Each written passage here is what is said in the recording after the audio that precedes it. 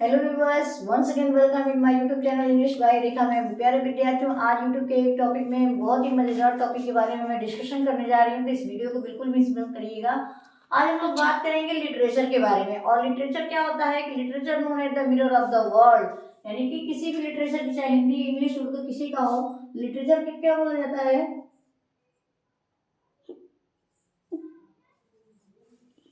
Literature is known as the mirror of the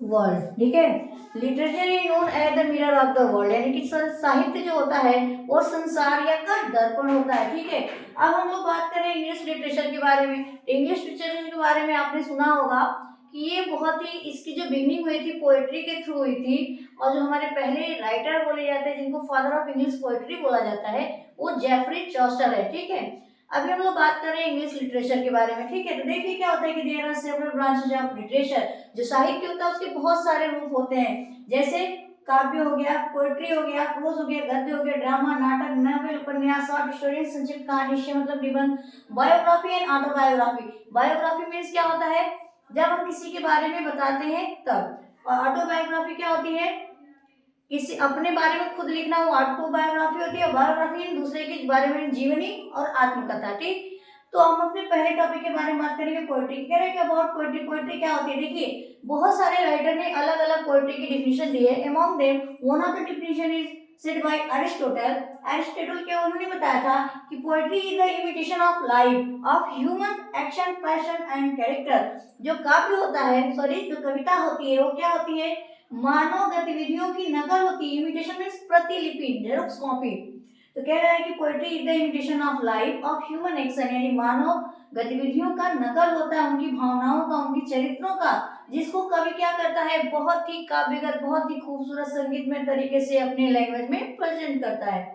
next definition आती है Matthew Arnold के द्वारा।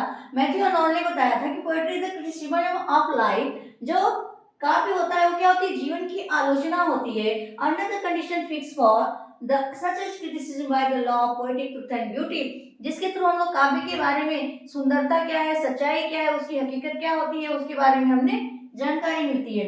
नेक्स्ट पोएट्री आती है, पोएट्री की डिफिनेशन आती है जो विलियम वर्ड्सवर्थ के द्वारा दी गई है। जो विलियम वर्ड्सवर्थ थे, जिन्हें father of English nature poetry बोला जाता है, तो कह रहे हैं कि poetry is the spontaneous overflow of powerful feeling. जो काव्य होता है वो क्या होता है कि एक लगातार भावनाओं का प्रभाव होता है, जिसमें कवि क्या करता है, बहुत ही ब्यूटीफुल इमेजेस के साथ के अपनी भावनाओं को व्यक्त करता है। नेक्स्ट है पीवी शैली के अकॉर्डिंग, तो कह रहे हैं कि poetry is the expression of imagination, यानी कि पीवी शैली ने जो डिफिनेशन दी, उन्होंने ये बताया कि जो कविता होती है वो क्या होती है, एक्सप्रेशन ऑफ इमेजिनेशन, यानी कि कल्पनाओं की अभिव्यक्ति होती है। ठीक, तो आज की इस वीडियो में आपको पता चला कि पोएट्री के हमें कुछ डिफिनेशंस के बारे में पता चला।